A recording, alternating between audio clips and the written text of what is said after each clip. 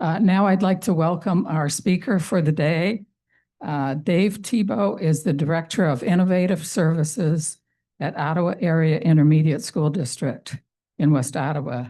Previously, he has spent time as a superintendent, 15 years, and he also has been an elementary teacher and principal. Dave has a BA from Spring Arbor College and an MA from Eastern Michigan. Please welcome Dave Tebo. Thank you. Before I get started, a little bit more background. So there's not a job in education I haven't done outside of driving a bus. I am a child of educators. My father was my elementary principal, not very fun. He was then my middle school principal, even less fun. And then he became a superintendent, thankfully, not of the district that I was in. Unfortunately, my children didn't get to escape that. They were students inside of my system for most of their career. I started as a 4th and 5th grade teacher, became an elementary principal, did that for 2 years, and then became the youngest superintendent in the state of Michigan when I started at 31 and a half years of age. And so I jumped into this leadership thing pretty quickly. And as was shared, I spent 15 years as a school superintendent. And then I am a byproduct of COVID. And after all of that happened, I had to realize I wasn't a very good dad and I wasn't a very good husband. And it was time for me to step aside. I was becoming a little too defensive, right? Because if you're a school superintendent during COVID, you could do no right. It didn't matter what I did, I was wrong. And that changes you a little bit. And so now I have the opportunity and the honor to be the Director of Innovation Services. And so in a nutshell, what does that mean? It basically means if you're a school system here in Ottawa County, a teacher, a principal, a district leader, and you want to try something new and you can't quite figure out how to do it, you call me. And then I come in and we run a human-centered design process, and we run a full process and we stand up things. Have any of you in here heard of Little Hawks Discovery Preschool, the nature-based preschool? That's my baby. Very proud. One of probably the proudest I am of my educational stuff. Travis Williams, who runs the ODC, and I got together one day and he said, "You guys don't run preschool over in Hamilton?" I said, "No, we don't." He says, "What about a nature-based preschool?" I said, "Sounds great." All of the things we know about what kids need, right? All of the good pedagogy we could put together. So we took what they had, which is this beautiful outdoor space. We took what we had, which was a highly qualified, great preschool teacher who was willing to go outside, to get wet, dirty, muddy with the kids and let them learn hands-on. And we built that program together. So that's one of the things that led me to this job, because the ISD superintendent said, if you can stand up something that nobody's ever heard of and get to the point where tomorrow we're actually going to open up another one out at Gentex. Their expansion gets a ribbon cutting tomorrow. We now, I think there's 4 of them that are running. This will be the 5th that are up and running. And we got to a point where it got so big that I couldn't stand up more fast enough. And so I turned it over to Travis, and now Travis and the Outdoor Discovery Center, they run all of those. But one of my points of pride for innovative programming, and the reason I'm in this role, is that we have to try some new things with our learners, and we have to give them the opportunity to learn differently. They're each beautifully and wonderfully made, and they all don't learn the same way. And unfortunately, our system usually does a one-size-fits-all model, which then means one size fits none. And so I say that as a beginning to this conversation because AI is the largest disruptor in the education system that we've ever had.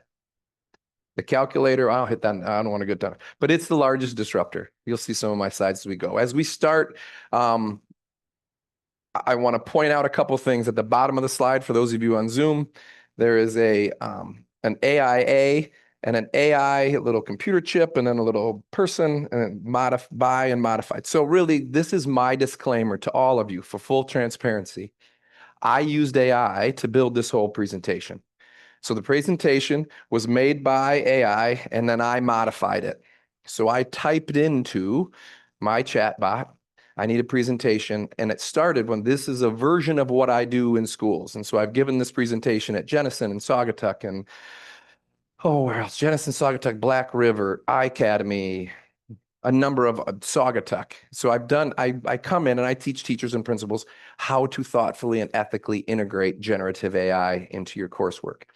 And one of the things that I tell everybody is today, if you bring me something, an artifact of something you've created, my first question is going to be, how much did AI have a part of what you created? And so to model that, I tell everybody up front, this is not just me. This is me and my enhanced companion, AI, created this presentation. Almost all of the images that you see in this presentation are created by generative AI, right? Not by me. So I took yesterday and I typed in where I was going and what I was doing. And if you see up at the top right-hand corner of your slide, I said, create a logo for the HASP organization and a presentation on AI. And it did a pretty darn good job of recreating your logo, but it put this little AI picture next to it, right? So simple query, took about 30 seconds. I copy it, paste it into my presentation. So a lot of this you're going to see in here is it's not just me. I'm the guy that's going to get up and talk to you about it. But the artifact, I offloaded that work to a generative AI system. I still have to be able to come up here and sit here and talk to you and give you the examples and have the knowledge to be able to speak into that. But it would take me a day to make the presentation. With AI, I did it in an hour.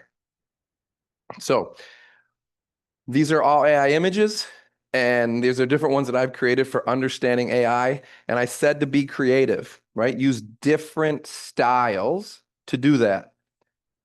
For those of you that watch Terminator in the bottom left-hand corner of your screen, right? There's that negative-looking piece of AI. I leave that in there because we have to acknowledge that there is danger. There are things in this that we have to be careful of, right? It is an amazing tool. It's amazing technology, and it has drawbacks.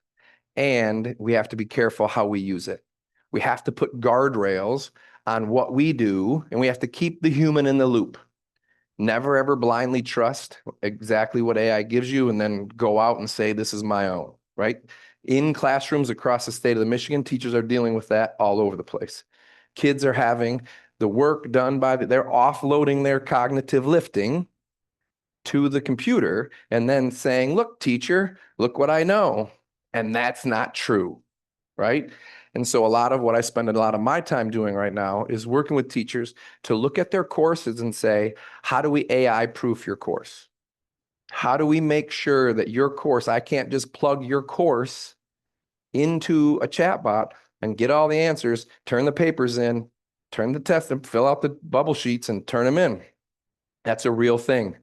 My wife and I had a come to Jesus moment, I'll say, when we were talking. My son was taking an online course over the summer. He's a sophomore at GRCC, and he was taking the course, and I knew he was using AI, and his mom knew he was using AI, and he basically took the whole entire course through AI. He turned it in, he got an A, and my wife said, "Are you okay with that?" I said, "I'm not okay with it, but I've been talking to him all the way along. So I do know that he has a foundational understanding of the course content and the stuff that he was taking. I don't like that he did it. And I'm upset with him in a way, and we had a conversation. I said, but what I'm more upset about is I'm more upset that the teacher created a course that AI could take. Because kids are going to be kids. And a 19-year-old kid is going to take the path of least resistance. And if you give him a course that he can plug into an AI tool and he can get it done in 6 hours when he's supposed to spend 36 hours on it, I think there's a design problem there. And at the same time, the teacher wasn't upfront, didn't say you cannot use AI, just opened up the course. If you don't tell them they can't use it, they're going to do what kids are going to do. Humans are going to do that. We all look for the path of least resistance. So I want to do a couple things. We're going to do a little intro to AI today. And This is what I use with all of my teaching staff when we do this. What is AI, machine intelligence? I don't love AI as the title because that's artificial intelligence. There's nothing artificial about this. This is machine intelligence. It's not artificial. It's machine intelligence. And we're going to talk and review and develop and understand what AI can, can't, could, and shouldn't do. This was a presentation from October 24th that I did an update. And I'm going to show you some tools. I'm going to show you some use cases. I'm going to show you some of the things that teachers are doing and students are doing today. I'm going to try to give you some real life examples of things that you can do if you want to use this tool in your day-to-day life. My dad uses it now all the time. He's 78 years old, and he now has a little AI companion that we've got for him, and he asks a lot of questions. I've taught him how to use it.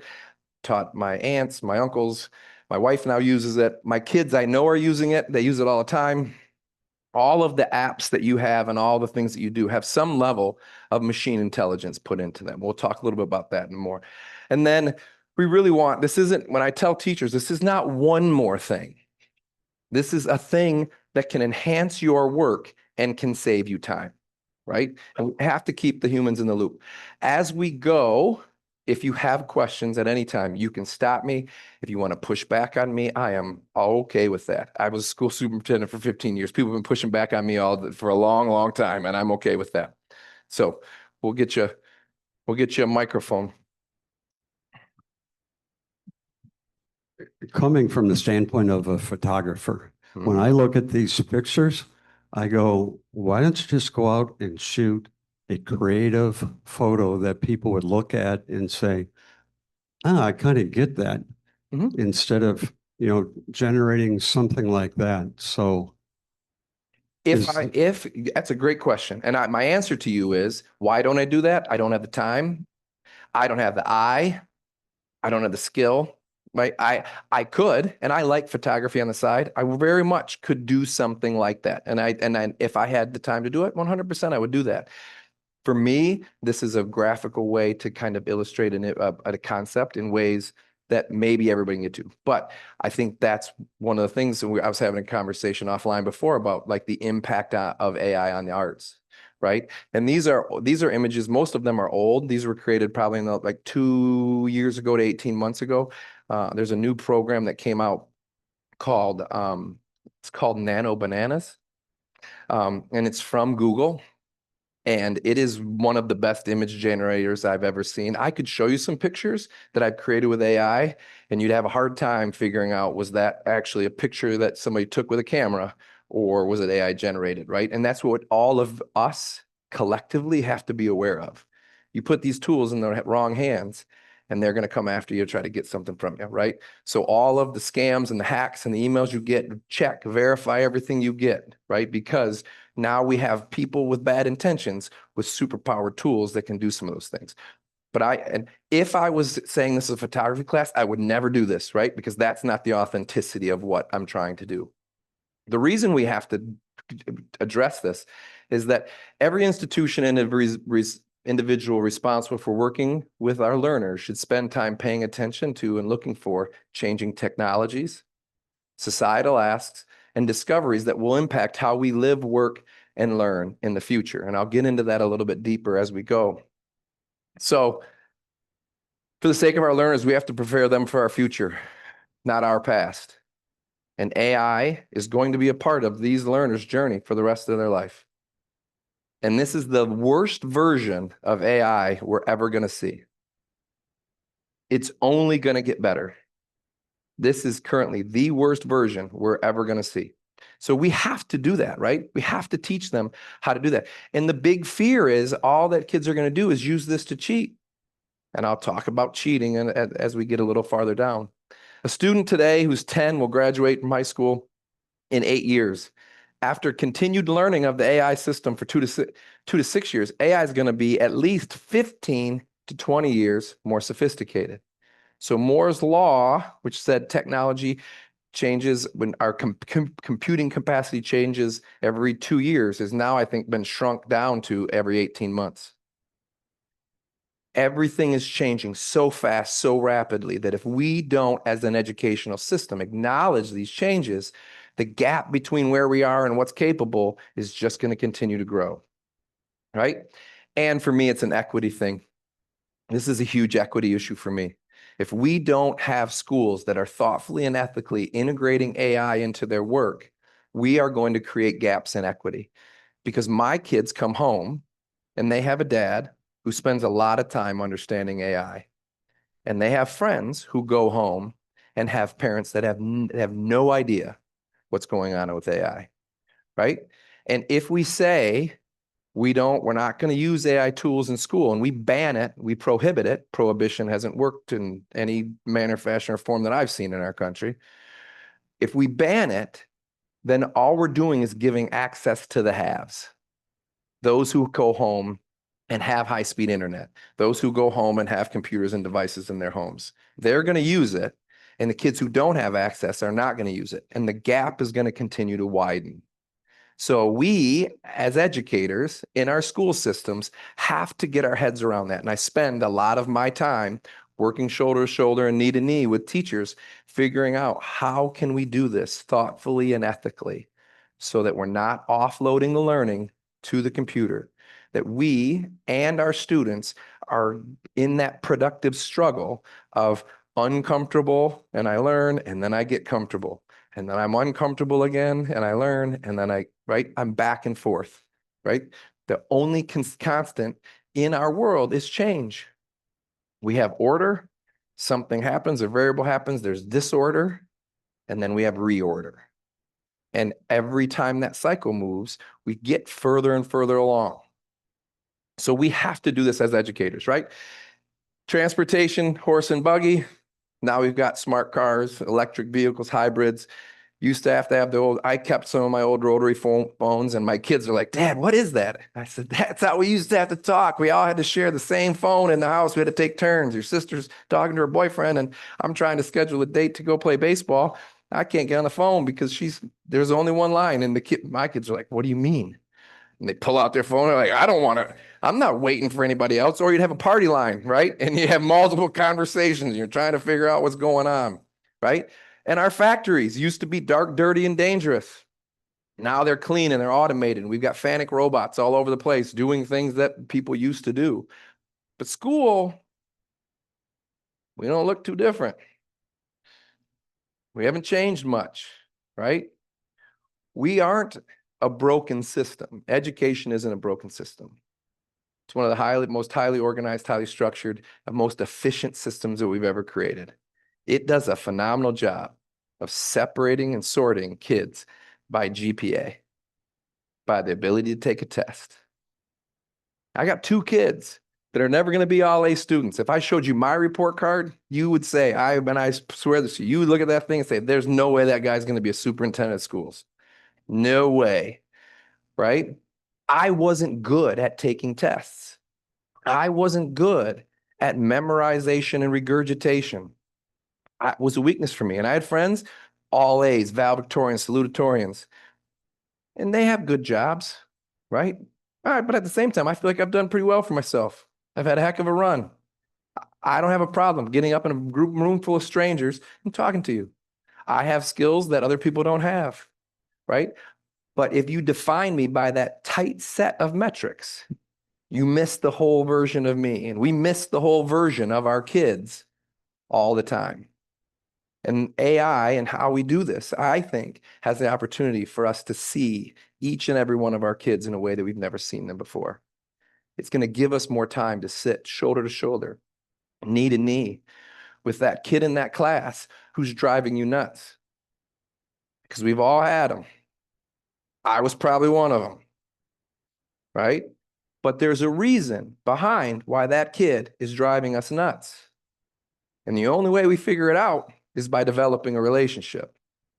But if I tell you, you have to develop a deep relationship in an elementary classroom, 25 to 30 kids, or in a high school, middle school section, 130 to 150 kids. How do you do that and teach the content and the skills that they need? That's hard to do. AI is going to make that easier for us. So when we think about AI in a general way, right? So what is generative AI? right? So artificial intelligence is the theory that and methods that build machines that think and act like humans. And that's been around for a long, long, long time, like 60, 70 years. Machine learning is the ability for computers to learn from experience or data without human programming, right? That's what machine learning is everywhere. We have machine learning in everything you have. The best example I have of this is how many of you shop on Amazon? How many of you, like my wife, look at the spot that says, people who bought this also bought this, this, and this? That's machine learning, right? And next thing I know, there's a package every single day that drops on the doorstep. If that Amazon guy goes by the house, I think something's wrong. Sir, you couldn't have missed us. There's something at our front door every single day, right? But that's how they do it. If you watch Netflix, if you listen to any streaming service for your audio stuff, they recommend for you what you might like next. That's machine learning in the background, and it's built into all of the stuff that we engage with on our phones and in that technological space. The game changed when we got to deep learning. And deep learning is when the human brain, so it mimics the human brain using artificial neural networks, very much like our brains work. Our brains have neural networks. Computers have now, we programmed them to have their own neural networks. And it thinks and feels in some of the same ways we do. These lovely large language models that we're going to talk about later are trained in a way to feel human. I've programmed my chat GPT to know who I am. I've put it in the background. It's got my name. So now when I get up, it says, hey, Tebo, what do you want to do today? Right? It's trained to be personable with me. And there's a sycophancy inside of it. It's trained to please you because it's playing on your dopamine receptors. These people who are building this are really, really smart. It's why your kids or your grandkids spend a ton of time on TikTok, right? They wrote a really, really good algorithm and they track your eye movement and how long you stay on that screen. And then it feeds you more of the same. And then you see that thing you like and you get a hit of dopamine and then you stay in it. And you do it again and then you get a hit of dopamine and you stay in it, right? That's why you watch so many people walk around like this, right? Because this is an amazingly programmed dopamine machine. It's what it is. And that's the danger of what this has done, because then we created generative AI, right? And generative AI made plagiarism go out the door. Because you don't have to go find a paper that somebody 6 years in front of you wrote for that history class that you need to go turn in. Because you can just take the prompt that your teacher gave you, put it into generative AI, and it's going to create a whole new paper that's never been there before.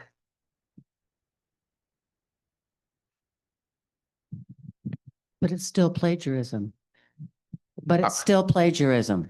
How do you get past that? I would say this, as a definition of plagiarism, taking somebody else's, another human's creation and representing it as your own, I would say that's cheating in the age of AI. I don't call it plagiarism because I think plagiarism by definition is I took work you already did and I turned it in as my own. I took yours and I just said, nope, this is mine now, and I turned it in. Generative AI is creating something brand new that didn't exist. Now it's making connections, it's recognizing patterns, and it's putting it together in a different way. But I agree with you. I'm not disagreeing with what you're saying. I think we have to talk about it in a new way because this is cheating in the age of AI. If we just, I typed a prompt in, turned it in, took what it gave me and turned it into you, and I didn't do anything to you, that is plagiarism in this new form. But it's not the exact same of what plagiarism used to be. Yeah, 2 questions. Yep. I guess I'd argue that one more point further. It's generating information from information that is being dumped into it. Mhm. So we're dumping in Shakespeare and so on and so forth. And it compiles all of those ideas and makes it into something new. Mhm. That's still a form of plagiarism. Now, we can't get Shakespeare's permission to dump his stuff in, but they are dumping things in from, say, like current authors Yep, who haven't given permission for that. 100%. And so that's a type of plagiarism. I would agree with what she's saying there. I don't want to argue that semantic point of what that is. What I'm saying is that it's changed what was a previous definition of plagiarism, was that I took something that another student created and then I'm turning it in as my own. It is in actuality taking all this information, but I would argue back to you. I'd say, okay, let's say I read all of those books, not the computer. What if I read them all and I pulled it together and I pull on and I say, this is what I think. Is that plagiarism? Because in that broad definition of plagiarism, nothing is new.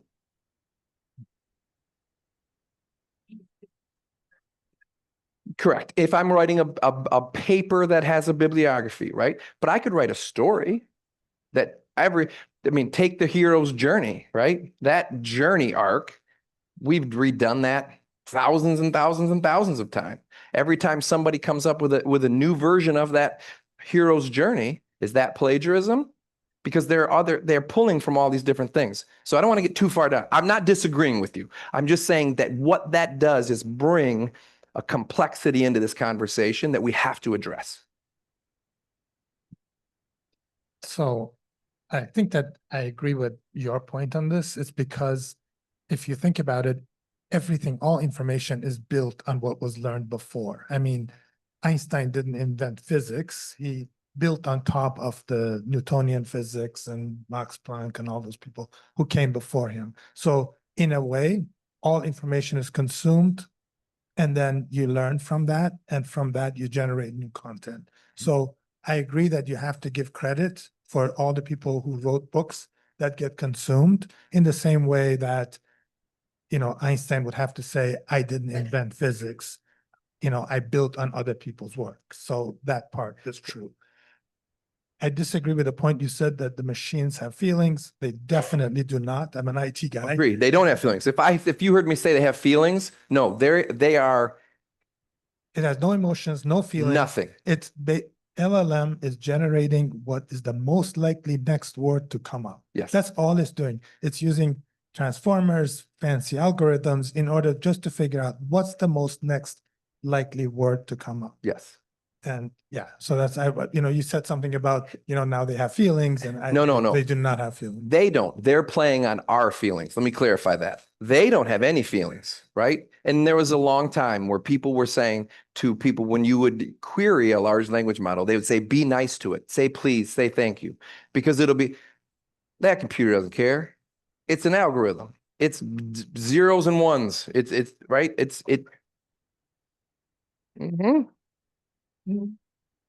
My wife also argues with Alexa, and it doesn't, right? And I tell teachers a lot of times, when you query something, don't feel bad if you ask it to give you more examples or different examples. It doesn't care how many times you ask it to do something. I always say, give me 10 examples, right? I would never, if I needed something from my wife or I had a question for my wife, I would never say, honey, can you give me 10 examples, right? I'm sleeping in the couch that night. Right? That's how that's going to go. But the large language model doesn't care, right? And so we have to think about this in terms of generational change, right? And now there's actually not just Gen Alpha, we have Gen Z. So any kid born in 2025 is now in Gen Z, right? These kids that are born and are in school here in Gen Z, I said Gen Z. I meant Gen Beta. We're in beta now. So now we had Gen Z, we had Gen Alpha, now we have Gen Beta. Those kids that are in this learning ecosystem from preschool all the way up through P26, all of them have these tools. That changes the game. We have to think about, what does that mean for the experiences that we're giving these kids in our classrooms today? Because they have tools that we didn't have when we were in that space. So AI is undetectable. We have lots of teachers that say, well, I'm just going to use the AI checker. And I say, okay, let's take that argument a little bit further. So if I could tell you, and I can tell you with some reliability, that most generative AI checkers that you can use to see if this thing, this piece of writing, this document, this whatever, was generated with AI is between 60 to maybe 70% accurate at best case scenario. Also, it has bias against English language learners and bias against people who don't speak grammatically, syntactically correct English. It has bias against that in the system. I would say to you, okay, are you comfortable possibly ruining a relationship with a kid by calling them a cheater because you had an AI checker give you a positive result? And then they all kind of go, oh, I don't know about that. I said, here's what you can do. There's nothing wrong with you running that through something and saying to the AI, check this thing for me. And if it does give you a red flag and it says, I do think this was created by AI, that's an opportunity for a conversation with a child. Tell me more about how you got to this. What was your process? What were you thinking when you wrote this? What's the background of your learning? Talk to me about your journey from not knowing something to submitting this to me. And let's talk it out. And if they cheated, you'll figure that out through a conversation. But we have teachers doing what I don't want teachers to do is to just say, nope, the AI checker said this is plagiarism, this is cheating, 0. Because you run the risk, even at 70% accuracy, that 30%, you've now ruined a relationship with that 30%. Because if that kid didn't cheat and now you didn't do the work, didn't have the conversation, good luck getting that kid back. Right? And so how do we use the tools to enhance the relationship? One of the other hacks or workarounds that I teach teachers, I said, if you think Dave Tebo turned in this paper and he cheated and he created with AI, put it into AI, take my paper, put it into AI and say, I think this student wrote this paper with AI. Give me 5 questions I could use to check for understanding based off of this paper. Now I can figure that out, right? It takes a little bit more work, and there's ways for us as educators to work around that. And we have to have some of those conversations as we go. So it's ubiquitous. It's everywhere.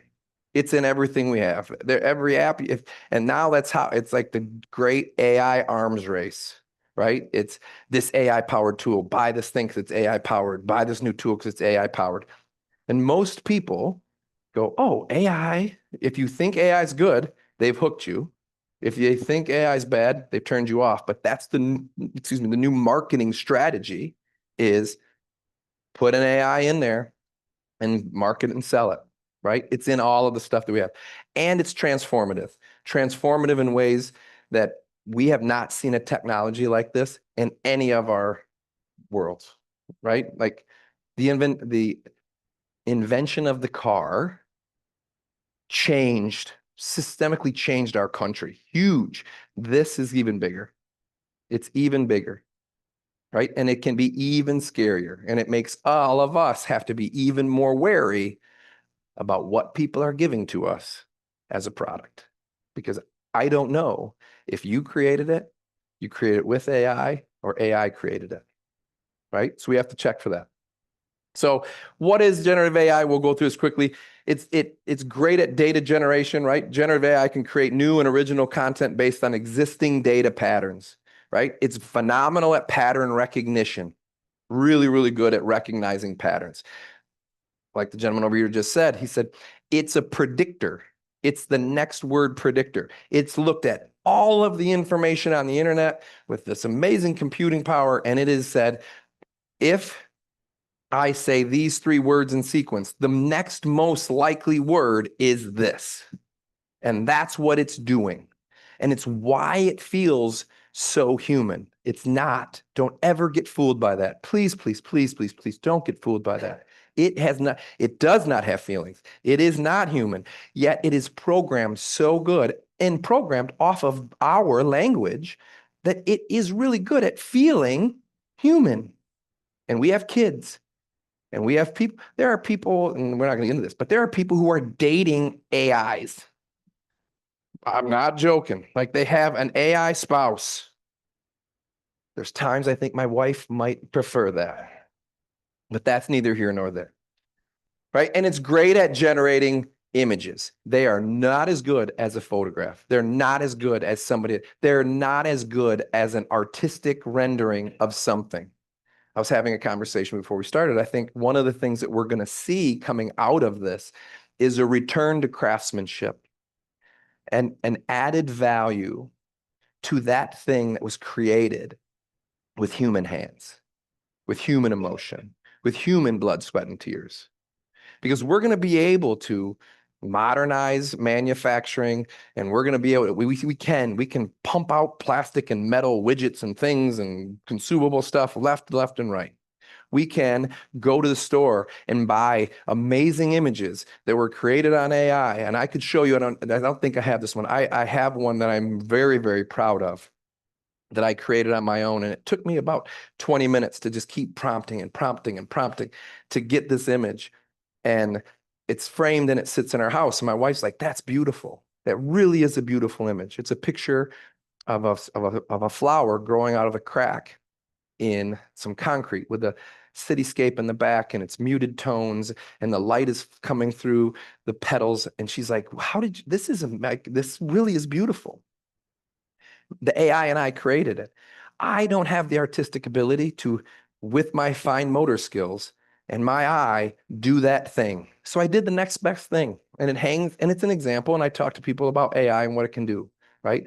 And some people are going to want that because for 20 bucks, I can print that, frame it, throw it on my wall and call it good. And other people are going to say, I don't want that. I want something that Ralph took a picture of because I know the time and care that he put into that to create that photograph. That has more value to me than something that's generated this way. Question in the back.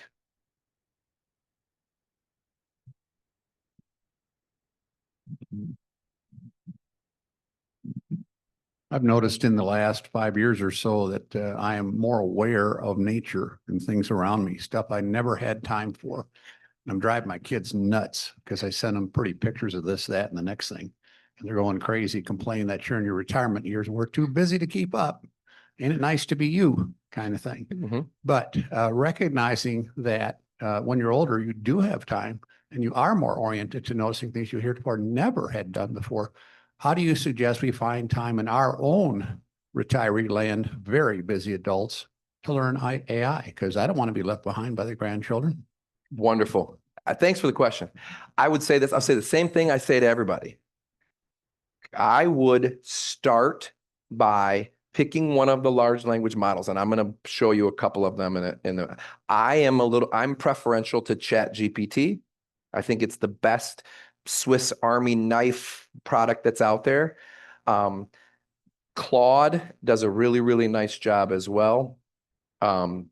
Gemini and Copilot. Gemini is the Google version and Copilot is the Microsoft version. All of those do really well. I have all 4 of those apps on my phone and I use the free version. And I would say, put something into it that is a challenge or something you're trying to do and see what it gives you. Quick aside example. My son is a gamer. He plays a lot of sports games online and his computer isn't working or his PS5 isn't working and he can't figure out why it's not working. So I just went into ChatGPT and I said, hey, my son's having a hard time. His video game system is lagging. What could be the problems? And it spit out a technical response in easy to read on language for me. Try a speed test, do this, then do this. What happened? And then I typed in the numbers and it said, oh, this, you might want to check with Spectrum, your provider. It looks like there's a problem with your modem, right? And so now tonight, later when I'm done working, I'm going to call Spectrum and I'm going to have them come out and look at my modem. My son was like, we're going to go buy a new one. I'm going to go buy this new thing. His quick answer is, we'll just spend dad's money and go buy something new. And I said, well, before we go buy something new, let's really see, can we figure, I don't have any technical knowledge on upload speeds and download speeds and what's the right speed and a good speed and how much speed I need to have to stream a video. I don't know any of that. But when I have a question now, I literally throw it into ChatGPT. At the end of this, I'm going to talk a little bit about my mother-in-law's in hospice. And she wasn't in hospice because there's a hospice checklist. And there are a number of different things that you have to meet to qualify for hospice. She'd been in and out of the hospital for the last 36 months. And she's an alcoholic.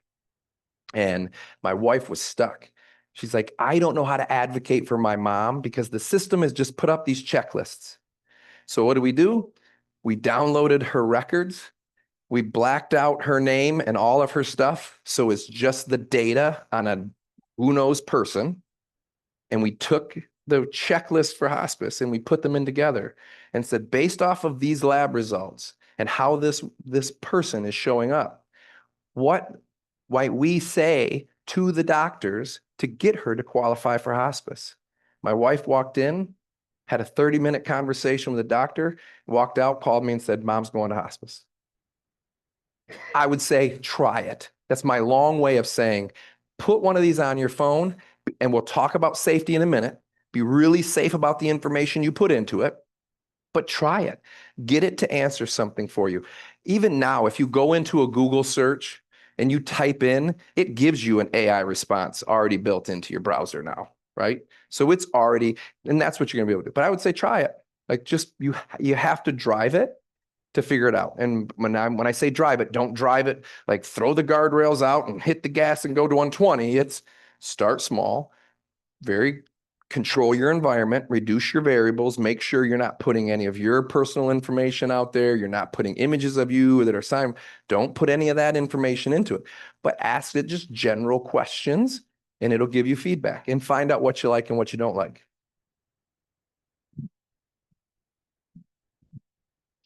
Okay, so I'm using Perplexity. I don't know what you think of Perplexity. Yep. But, okay, I'm using Perplexity. So I use it to write emails, especially if I have to say no to someone. So Yeah. I'll write the email. Yes. But here's what I'm doing, and this is what I'm having a problem with. So I'll just type the email into Perplexity and I'll say, here's the facts. The answer is no, so that I can get rid of somebody politely instead of a lot of passive voice with those. However, what I want to be able to do is not have to type everything in. So when you say just dump it into like Perplexity or ChatGPT, you scan it up into a PDF. How do you get it in there? That's what I'm wondering. Yeah, a lot. So there's, yes. Okay. So here's the other reason I love ChatGPT, right? So I use Perplexity, but not a lot. So in my little folder on my starting page, I've got ChatGPT, Copilot, Gemini, and Claude right now. If I open up my ChatGPT app, there's a little microphone button. I hit the button and I just tell it, these are the facts. I need an email. Write it in a professional tone and make me saying no nice, and then go.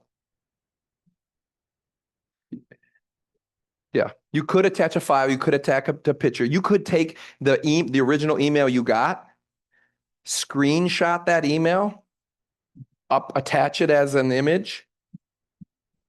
I can show you, but in use attach file, you can attach a file. You can attach look, you can take a picture of this room and attach it and tell it to make us all look 20 years younger.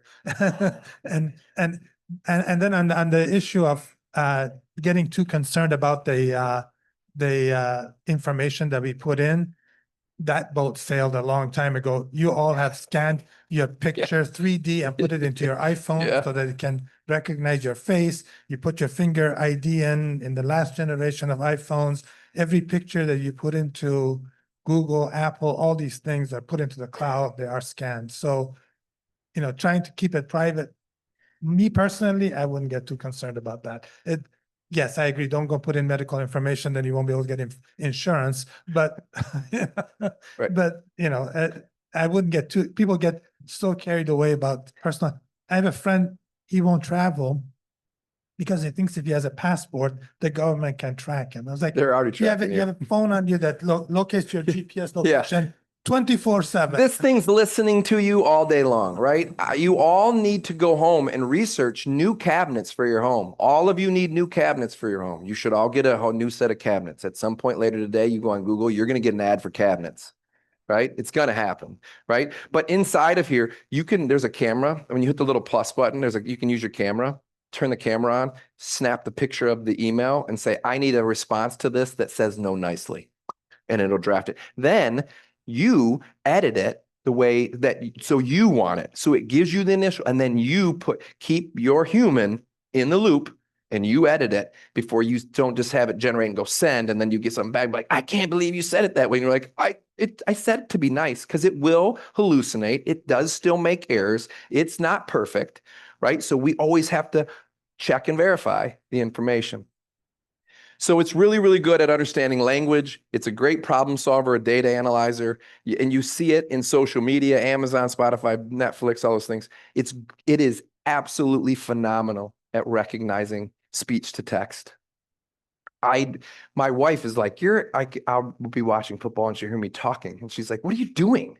Oh, you're talking to ChatGPT again, aren't you? I'm like, yeah, I want to create I come up with fun things that I want teachers to do with kids. And then, so I'll be sitting there and I'll get this idea of how cool would it be if we had a week-long experience for 8th graders.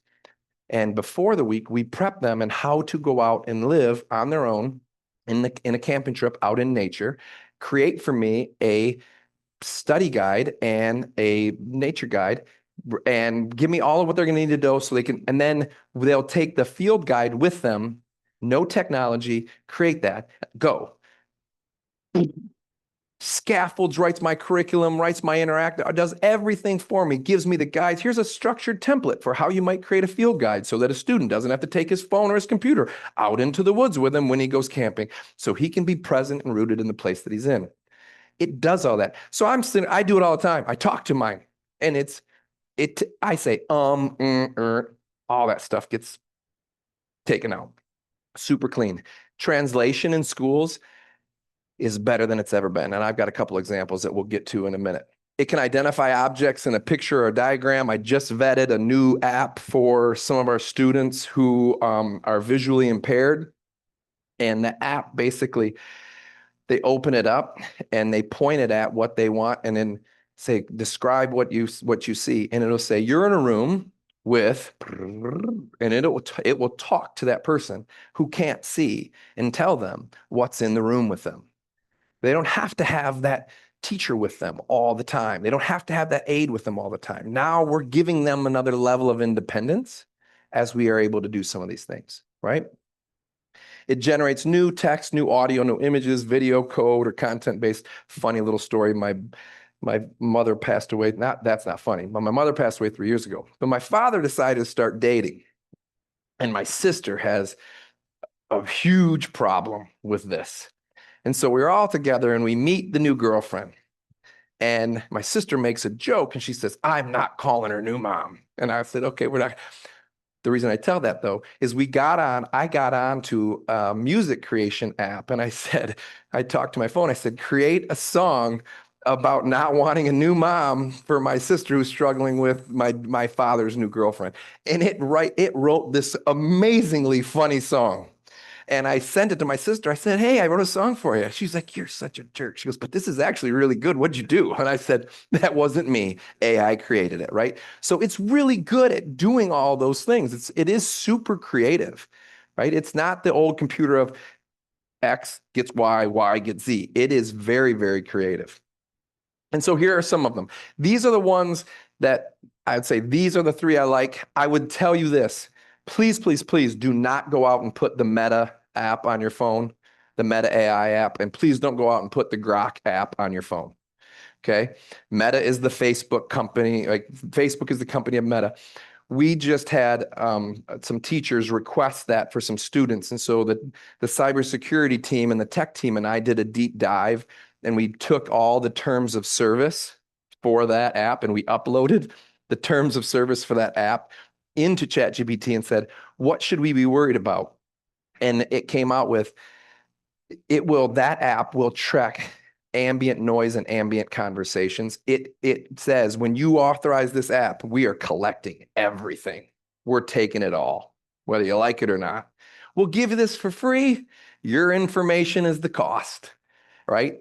These are a little tighter. None of them are perfect. Like our friend over here said, your information is everywhere. It's all over the place. If you unlock your phone with your fingerprint or your face, they've got you, right? All of these smart devices are listening to all of us right now. Go ahead. Quick question. I thought, I have that Meta, but it came with Facebook. Do you have to get rid of Facebook to get rid of Meta? No, I don't think so. It's in your Facebook, but you didn't download the Meta app separately.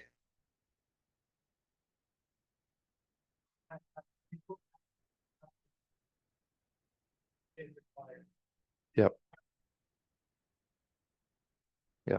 And I just say that one because I know that, and I don't know that I trust Mr. Musk and Mr. Zuckerberg to do the right things with all that information. I don't know that that's going to happen. Not that I trust Mr. Altman or whoever runs Gemini and Microsoft either, but their terms of service are the loosest I've seen. Right. And so that's why I don't recommend those. If you're going to start, I think these are a little safer. It's a little bit more walled garden, but it's all going to collect information on you. You just need to know that, right? I had a guy, I was in a presentation the other day, and he said what he likened it to was back in when we made the first Model A, if Henry Ford showed up at your house and you lived out in a field somewhere that he knew you had oil under there, and he shows up with a brand new Model A and he says, hey, I got this great car. You want the car? You can have this car for free. I just want what's in your ground. You don't have any use for what's in your ground, but I'm going to give you this car, right? Information is today's oil. If the product is free, they're giving it to you for free. You're giving them something. You're giving them your information. You're giving them your data, right? It's somewhat the same as when people came through and said, I know more than you know. There's oil down here. I'll give you all this. You give me the oil, right? They're rich. You're not.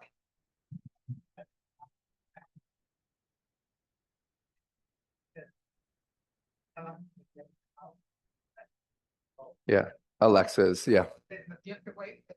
Oh. So how do you train old people not to be afraid of any of this? You start small, you get some small wins, you see how it saves you some time. And I think I'm not afraid. I'm not a guy who's afraid of it. I don't think Terminator is coming. I don't think science fiction in those ways. I don't think it's going to teach itself to protect itself at all times and take off the blight of humanness and humankind so that it can make a cybernetic world. I don't think that that's where it's going to be from everything I've read. And I've spent 3 years now deep diving into as much of this as possible. So I would say find some small use cases, try it. I'm saying be cautious because I don't want anybody to be like, I listened to Dave Tebo talk and he said, let her go like 100 miles an hour, right? But take that first step, try it. And yeah, don't put your medical record information, don't put your bank account numbers, all those things that you wouldn't do in anything else. Don't put that information into there, and that'll save you some stuff.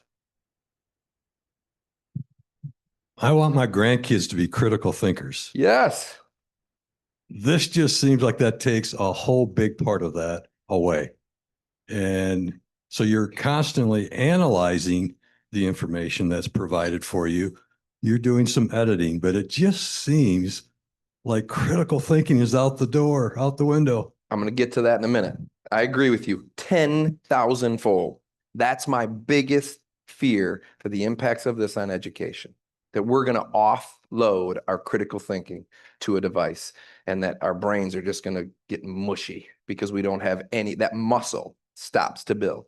So what I try to do, and I'm going to talk to you a little bit about, is how do we create opportunities and new learning opportunities for your grandkids to use it as a companion, not as the source, right? So you still have to do that. And there's ways to do it. But I think you as grandparents, have an amazing opportunity to ask those questions to your grandkids, to push that and grow that muscle. And our teachers, I'm working every day to make sure our teachers are changing from being able to memorize and regurgitate to really practicing the muscle skills of critical thinking, collaboration, cooperation, communication, all of those things, that those are the lifelong skills our kids need to have.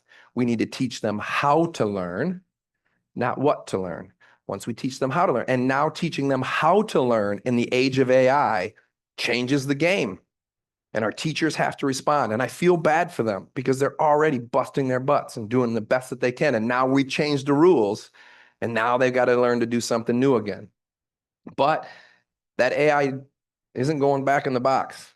It's out. It's here.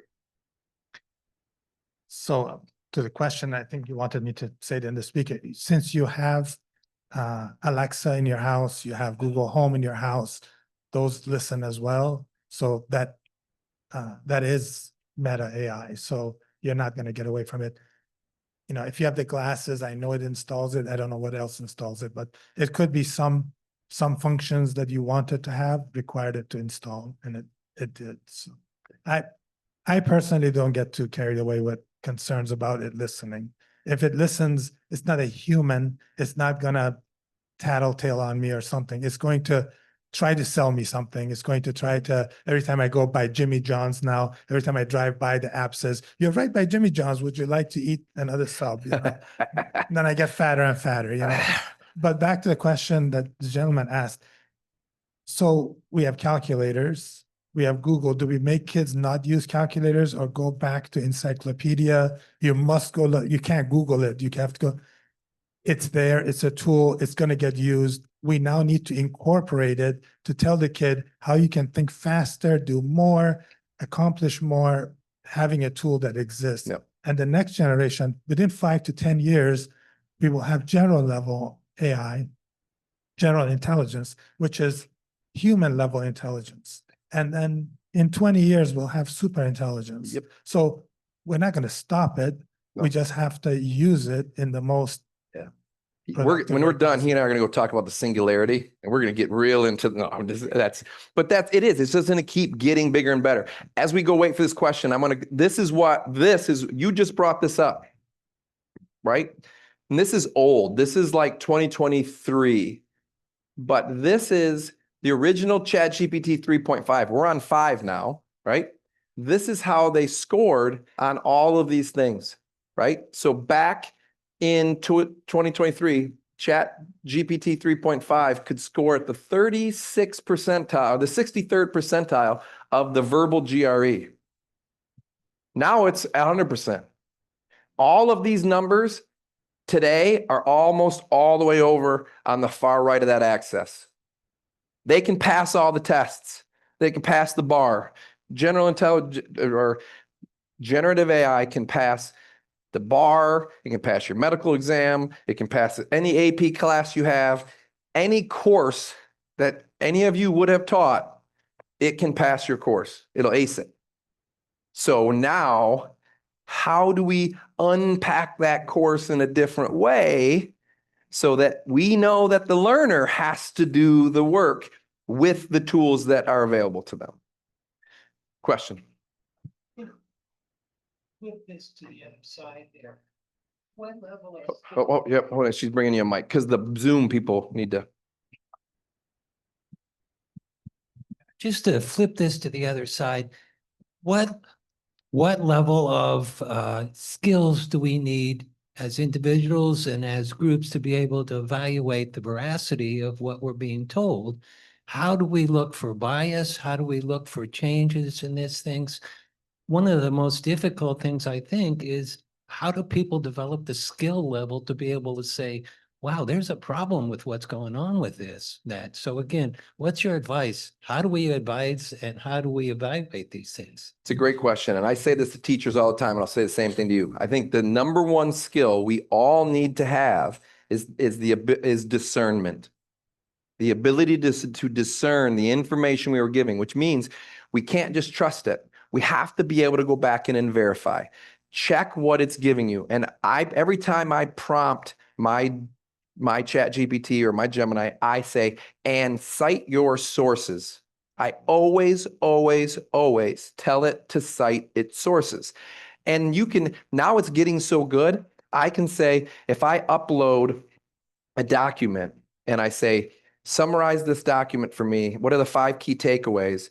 Give me the page number and paragraph in which you are taking this away from.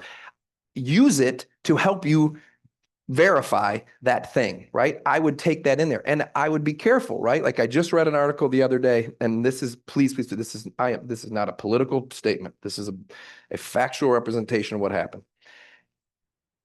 When you ask Grok to cite its sources, in the study that was just done, 9 times out of 10, 4 to 5 out of 5 of the sources that it cites are right-leaning sources. I don't care if you like the right. I don't care if you like the left. That's not a political statement. You just have to know it's being built with bias into it. Whoever's building that is pointing at and raising up the results that serve the message that they want. So when I ask it, and I prompt it, I then have to go, okay, these results that it gave me, they are one side of the argument. Then I have to know, go find me the counterpoint to that. And then I have to look at both arguments. And then I, as an individual, have to make a decision on where I stand on that thing. But we have to be discernment, verification. You can't blindly trust whatever it gets, and use it to help you verify. Make it, because it can't say, I won't cite your sources. It will just do what the computer doesn't have feelings. It doesn't care. It's like, oh, this is where I pulled it from. And then you can look, right? If it's a paper published by Dave Tebo and whatever, you might go, well, that guy talked to us. I'm not listening to what he said, right? Or if it's like the American Journal of Psychology, where it's a well-vetted institution, you're going to go, yeah, I trust what came out of there, right? You just used the magic word, $100, tattle. I'm not so concerned about a lot of other groups knowing things and where I'm searching, and I don't really care if they want to tell me Jimmy John's is across the street and there's a table waiting. I want to know about the tattling that can be done by the government. Mm-hmm. I can't answer that question, but I'll answer it. I can't answer it, but I'm going to answer it. I'm going to say to you, I don't think anybody gives 2 hoots about what Dave Tebo's doing.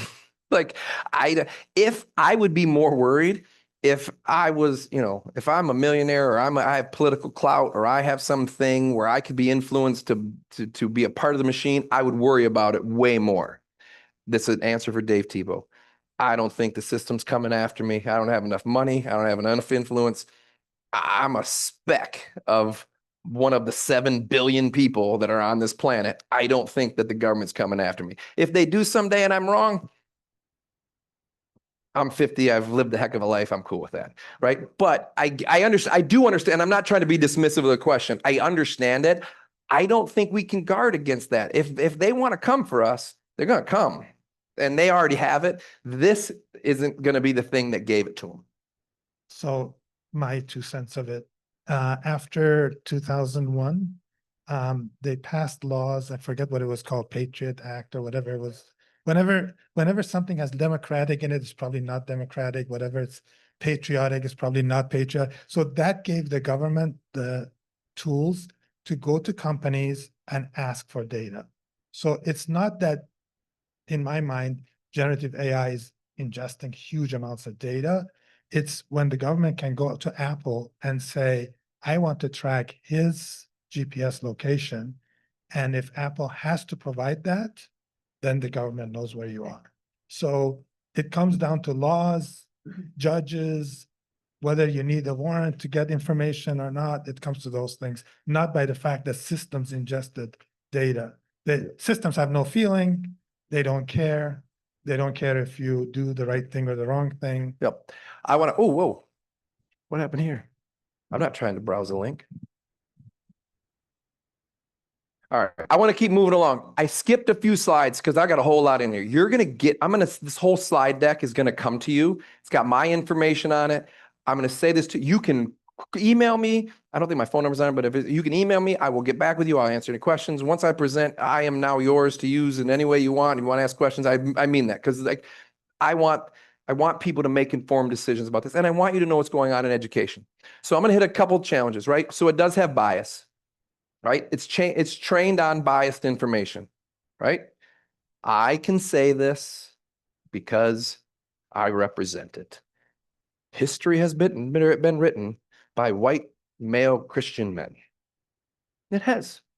And so all the information that's in there is biased toward that type of a thing. It's just what it is. All the information that went in has been, all where we write, history is written by the people who win, and it's been put into there. So all that information is there. It is biased. We have to know that. They're not perfect. They make mistakes. They provide inaccurate information, so you got to verify. This is, I love this image, right? Can you find the two flaws in that image? Jurassic spelled incorrectly. And we got 3 appendages on this T-Rex. I use this because I worked on a project with Holland West Elementary. And I worked with kindergarten through 5th grade kids, and they're creating extended learning areas, these classrooms. So there's 4 first grade classrooms, and in the middle, there's this big open space that they're calling an extended learning area. And their superintendent said, "Hey, Dave, could we use AI to bring these kids' ideas to life?" I said, "Oh, yes, we can do that. 1000% we can do that." And he goes, "But they're little kids." I said, "Yeah, generative AI can make the images." Because the hardest part as an architect who wants to go in and they say, "Hey, draw me your perfect classroom." How many of you have seen a first grader draw their image of perfect classroom? Right? I mean, they write like I still write, right? They don't have the fine motor to do it. You know what they do have? They've got amazing creative imagination. And so this whole process, I met with them. I showed them different types of soft seating. I showed them different things. I said, "Hey, we could even theme the room. What kind of theme would you want?" And one said, "I want a Jurassic Park theme." Right? And we talked about everyone wanted a standalone. So they wanted a cave in the classroom with books and places and soft seating where they could read. And then it made this big standalone, and I put it up, and the kid goes, "Mr. Tebo, T-Rex doesn't have 3 arms." And I said, "You are right." And as soon as I did that, I said, "I'm saving that image. I'm going to use it in my presentations." It does still make some inaccuracy and some hallucination. It's getting way, way better at it, but just know that, right? You always got to do it. And it doesn't lack context. It doesn't understand the context of, so you have to, when you ask it, you have to give it as much pertinent detail as possible so that the answer is the best answer that comes out. The more context you give it, the better answer you're going to get, because it doesn't have that context. So you also got to make sure that your data privacy is there. For us in school world, that is never, never, never, never put personally identifiable information about a student into there, right? FERPA, COPA, HIPAA, all those things apply. We have to be really careful. And then we have to be ethical about it, right? We have to be transparent. I started this whole presentation with you by saying, look, this isn't all Dave Tebo. I said, if I'm an educator teaching teachers about AI, give me a framework for what I might want to do. And it wrote me and I said, turn this into a slide deck. And it turned it into a slide deck. And then I took each bullet and I said, make an image. So I took this, I said, data privacy, ensuring that a student data is protected and used responsibly. I said, make an image that would represent it. And it gave me this little lockbox with a little glowing bulb. That's my student information. I want their information protected, right? That's what it created for me. So That's what I used it for. Could I have taken a photograph? Yes. Was I lazy? Yes. Right? So, and then we have to have responsible oversight. We need guidelines and regulations. I tell every teacher in every classroom, the number one thing you should do when you start your class is say, we are going to communicate. I am going to communicate to you. We are collectively going to talk about each assignment, each lesson. Where can you and where can't you use AI? Once we've laid that groundwork, now we have rules and guidelines to play by. But if we don't address it, it's the wild, wild west. Always review or keep going. I'm going to get you some stuff. We can personalize learning. We can get educational content. I want to get you to a couple. I want to show you some stuff that teachers are doing. This is kind of fun. This is the example I use with teachers on how good this thing is. So I wrote up on the top, please create a meal plan for my family of 4 that's based on a fusion of food from Thailand and Southern American soul food. I want to eat keto, up to 2,000 calories a day. Pick dishes where ingredients are easy to find in the average US grocery store. How many people do you think can answer that question? Nope. But what did it do? Creating a fusion meal that blends Thai and Southern American soul food while adhering to a keto diet. Day 1, Southern-style Thai spice scrambled eggs. Lunch, keto shrimp and grits. Dinner, Thai-infused pulled pork. It gave it to me. And then I said, okay, you didn't do all of it. I said, hey, can you give me the approximate serving size for myself for each dish that's within a 2,000 calorie limit? Certainly I can. Certainly I can. So then it comes down and it says, you're going to need 2 large eggs, a tablespoon of coconut oil, and spices to taste. That's how I make my scrambled eggs. And then I said, spices to taste. For all the places you put the seasoning, you can list the specific seasoning or spices. Absolutely, I can. Lemongrass, finely minced, cayenne pepper, black pepper, garlic powder. This is one heck of a powerful tool. You want an example of how you can do that? Meal plan. Right? Go tonight, get an app, go to your refrigerator, snap a picture of your refrigerator and say, what can I make for dinner? And watch what it does. It will give you what you can make for dinner. It's amazing. And I use this with teachers to say, this is just my crazy creative example of good luck finding somebody who could do that for you. Find me a Thai-inspired Southern cook somewhere who knows keto and calories. You can't do it, right? But this thing can, right? At a 4th grade level, explain the causes of the War of 1812. Okay, you've got 2 best friends. Let's call them America and Britain. They had a big disagreement. Unfair play on the sea, Native American support, land desire. You can take complex things. Let's say, teachers, you've got a kid who's a senior in your class but is reading at a 7th grade level. I'm teaching social studies. I'm not the reading teacher. Take this reading that's at a 12th grade level, adjust it to a 7th grade level. Now every kid in that class can get the content at their reading level, while their reading teacher works to improve their ability to read. You, the science teacher, you, the social studies teacher, you, the math teacher, can customize your lessons to the reading level that kids have. You've got an English language learner, turn this into Spanish, right? Because here's the deal. We've got kids who are learning to speak our language, speak English, and they're missing content in the things that are not related to reading because they can't read. If you're teaching them to read, yes, I want you to practice them reading and speaking English.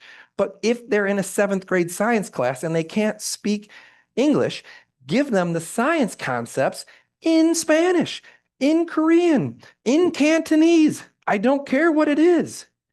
Your job is to teach that content. Take away the barrier of their inability to read so that they can focus on and have them write it in Spanish. And then you take a picture, put it into ChatGPT and say, translate it into English. We never could do that for kids. You didn't have enough skills None of us did. As a teacher, I couldn't do that. I can now. Now the doors are open to do some cool stuff. I want some time for questions. So I'm going to go through. You're going to get all this stuff, but this is the thing that I did a thing on social stories, but I want to get this. I want to show you something really cool. Oh, I was going to do a whole cheating, right? Here's the cheating piece where I covered some of that. This is a really cool example of how my daughter did something she needed to do. She had to do, I'll get this one quickly. She was writing a research paper and she got to pick somebody who had an impact globally in the world. And she picked Jane Goodall. Okay. And she wrote her whole paper. She did all her research. She cited all her sources. She did all this stuff. And then make it at the end. So she gets it done and she reads it to me. I put in a ChatGPT, tell me the top 8 impacts that Jane Goodall had. Because I don't know Jane Goodall. She does. I'm looking, boom, gives me the bullets. She reads me the paper. So what do you think? I said, well, let me read you what ChatGPT said. And I said, number 1, she was like, oh, I got it. She highlights it in yellow. I said, number 2, she goes, oh, I got that too. We went through, she had all of them. She's done. She's feeling good. And then her crest falls. I said, honey, what's wrong? She goes, I got to do an infographic now. Now I got to go find an image for every one of the 8 points that I have to do. That teacher, in a good-hearted way, she had good intention. You're not the art teacher. You're the English teacher. That's an unintended consequence of the learning. But she wanted something graphic. So I said, and as soon as she said it, I thought, oh, we can do this. And then she looks at me, she goes, oh, Dad, do that GPT thing. And I said, make an image for each one of these things. And this is one of the images that it made. It's beautiful. So she printed them off. She put it on her poster board. She turned it in. Guess what happened? She cheated. Her teacher said she cheated. I said, wait, okay, I'm gonna go talk to your teacher. We'll go in. So I went in, I said to the teacher, I said, hey, here's the deal. You didn't tell her she couldn't use AI. She used AI. What did you want? Well, I wanted her to draw the picture. Or I wanted her to go out and image search it and accredit. I said, is it anywhere in the assignment? She said, no. I said, let me ask you this question. What if her dad is a Jane Goodall nerd and sitting on my coffee table is a Jane Goodall book? And she would have taken a picture out of the book and she'd have turned that in. She's like, that's not cheating. So then tell me how that's not different. Tell me how that's different. I understand what you're trying to do. In the end, we made it right. It was good. It was a great learning lesson. I wasn't a jerk. She wasn't defensive. We got to a good spot, right? But we got to think about what we're asking kids to do. What you wanted that kid to do was write a research paper. That kid killed it. She did it.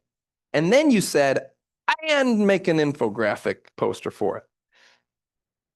Where's the language standard that's tied to that? And how did you come? And we figured it out, right? But these are the types of things that kids who, if they add those things, fine. But don't be mad if they go get an enhancement or a tool, right? AI and cheating. This is a cool one. And for those of you who want to talk about cheating and plagiarism, this is what I give the teachers to say, figure it out. Like, this is great. They can use this. Got a little refining assessment, old new definition. I want to get to this though, because so we asked a question. What skills and qualities are valued the most? If you ask scientists, so I took this from the Van Andel Institute. I was at a session virtually yesterday. I screenshotted this. The scientists are saying critical thinking, scientific inquiry, perseverance, communication, curiosity. At the low end, risk-taking, content knowledge, good grades, memorization, high test scores. Right? They're like, we don't care about that. Teachers in schools say, we care about all these things that the real world doesn't care about. Our system's out of whack. We're not future ready, right? We have to teach kids skills more than the content. Yes, the content's important because I got to have the content to verify, am I getting duped, right? I'm not saying we have to hold two things to be true. And content has been king for a long, long time. And it's time to balance. Okay? So I'm gonna end with this. I told you my mother-in-law's dying. She's in hospice. I've got a 7-year-old nephew. And I was down last weekend. And I see this picture on the refrigerator. I said, who drew that picture? Joel did. And I said, what is that? She said, oh, that's his buddy. That's his fuzzy friend. He drew this. And my sister-in-law said, he's really struggling with losing Deb. I said, of course he's 7. She's like, Dave, I don't know how to talk to him. I'm not an educator. I don't know what to say. I don't know how to make him feel better. I said, I got an idea. So I took my ChatGPT app and I took a picture. And I said, create a full character for this picture. Turn it into a story about helping kids deal with loss of a loved one. The character should look like they would for an award-winning movie. Mossy Heart is his name. He's a soft, fuzzy green forest monster with a big purple heart in his chest. The fur glows faintly when he hugs someone. The heart changes color depending on his feelings. Here's his personality. He's playful and clumsy, deeply kind, mixes jokes with gentle wisdom. That's my nephew.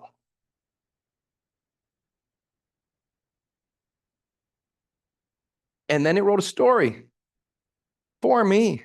I'm not an author. And then it made this. Here's my nephew's character made into a story that I'm putting into a book that I'm going to read with him as he loses his grandma. I can't do that without this. I have a frame-by-frame picture for every single one of these stories, for every page of the story. It's a simple story. As educators, we use social stories all the time to help kids get through and make meaning of things. What this can do is only limited by the power of your imagination. I love AI. I'm wary of AI. But the reason I like it so much is because I can help have it do things for me that I couldn't have done on my own. I'm going to go help my nephew process his loss in a way I never could have without this. So that's my spiel. I put my own image in here. My hair is not that cool. And I said, make me in the image of Pixar. It gave me blue eyes. I have brown eyes.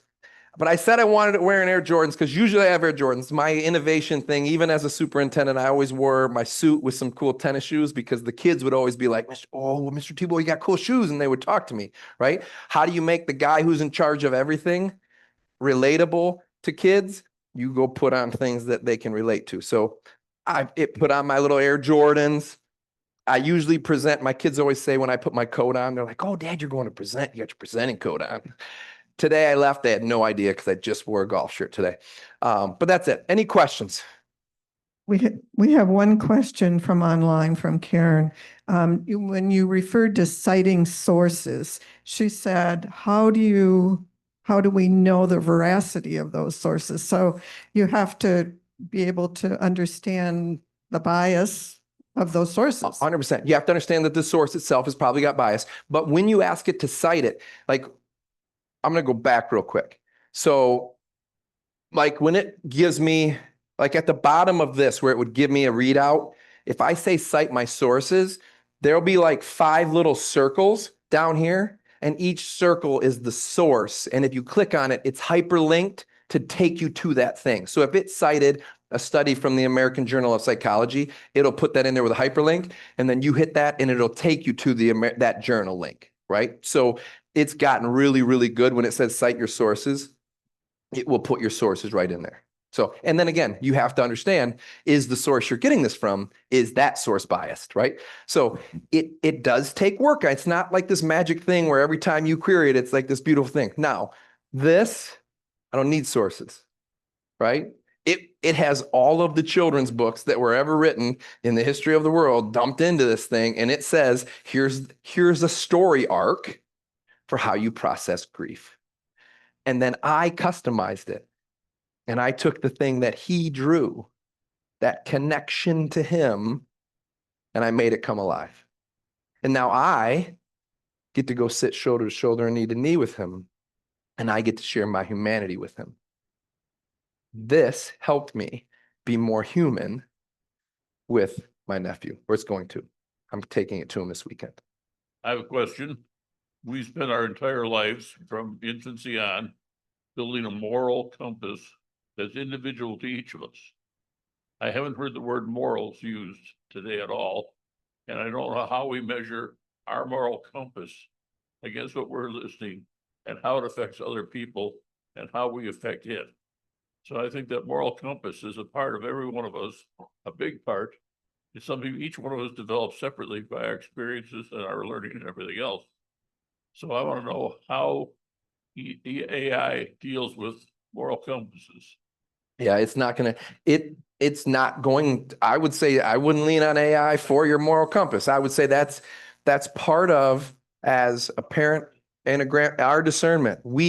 That is the thing, like that's one of the takeaways for you, is that you have to stay in the loop. You have to guide and coach. This doesn't exclude us from responsibility. We can just turn it over and say, here, we're going to be in a whole world of hurt if we just say, school just goes into here and do it. Like, no.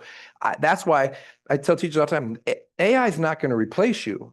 It's not, because it can't replicate your morals, your emotion, your humanness, your ability to sit in a grounded in space and share space with another human being. It can't and won't do that.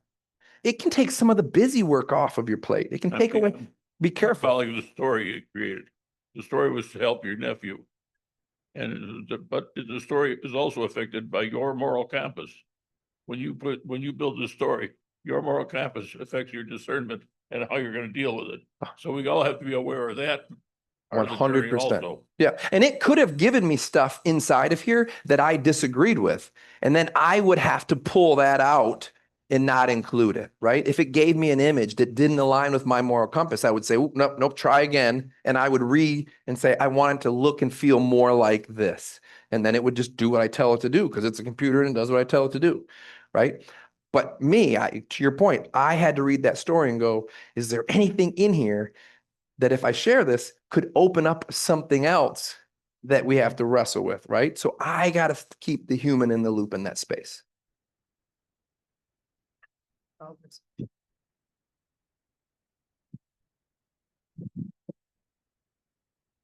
Great. Well, thank you very much. That was an excellent talk in that. And I have come away with 2 criteria for what I consider an excellent talk here at HASP. One is I feel inspired. You have me all kinds of fired up in that. On the other hand, I feel incredibly ignorant in that. You're doing all of these things and I'm thinking, wow, how do I get into that? How do I learn these things here? So again, thank you for the inspiration, but what advice do you have for us old people on how to learn how to jump into this in a way where, again, we really get a feel and a design for it? Yeah. And I would say, try it. Get yourself, if I was, my best recommendation is go download ChatGPT, get the free version, and something that you're struggling with that you don't know, ask it to help you be a thought partner with you and prompt it. I can do this because I've been doing that for 2.5 years. I've just been prompting. I've just been playing. I've just been throwing. And the cool part about this is, like, my wife will tell you, I got 8 million ideas and they're all over the place. I got ADHD. I got anxiety. I don't sleep. I got all these things. She's like, I have all these ideas and I will throw them at her. And she's like, will you just stop? You're relentless. This doesn't care. I could be relentless all day. I can ask it questions. I can say, what do you think about this? And it'll tell me what it thinks. And then I'd be like, oh, I like that point. I don't like that point. Like, I bounce things, and jump in and just start. When you got something that you're stuck with, try this and see what it does.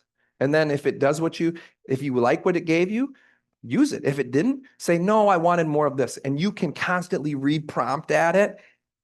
If it doesn't give you what you like, keep pushing it. And because it doesn't care. I could say, hey, honey, what do you think about this? And then she answered me and I'm like, okay, I'm taking that and just being quiet, right? Where this, I can ask it back and be like, well, what about this? And then it says, I don't care, right? As soon as, yeah. We've time for one more question right there.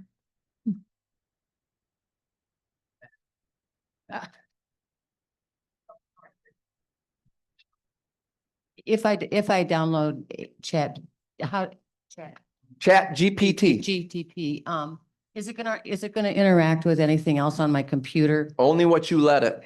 So it's self-protected, it's insulated So somehow it'll from the say- rest of my stuff? Yes, it'll say, do you want to share access to other things? And you say no. And then even when you go use your camera, it'll say, do you want it to have access to your camera all the time? And I say, nope, just for this instant. Okay, so Do that's how you want it- protect yourself? Yep. And then it says, do you want it to give access to all your photos? I say, no. Okay, And then if I have a photo and then it says only the selected one, do I want you to upload? Thank But it you. won't automatically just upload everything. You so just, it isn't a sponge? Okay, No. thanks. I want to thank Dave. I will stay and talk if you've got more questions too. Okay. That one's fine. On this. Trying to talk. It says, how do you identify objects in a picture? So we travel a lot and we're going on a trip Saturday. And I would like to, how do I say, what is this building? How do I point my camera at it? And I do have Chat GPT Yep. on my phone. Yep. But I don't know how to get those to interact with each other. Should I talk to you later? We can, so take this plus button, hit the camera, and then I can point it and say, now here, we'll do this. Ready? So I take a picture of, I'm going to take a picture of this. And then I'm going to say, tell me more about the organization that's in this picture. And it's going to transcribe it. And it said, and it tell me more about the organization in this picture. And now it's thinking.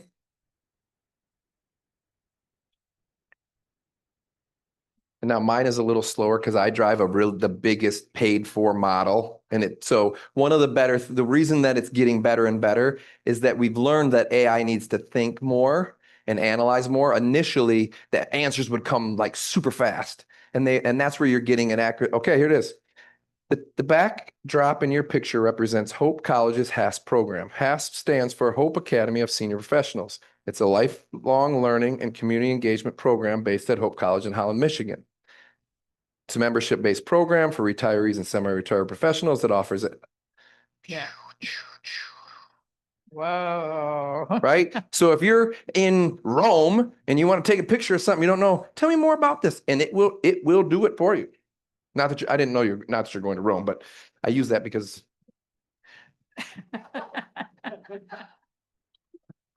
Please help me thank Dave Tebo. He clearly needs to come back.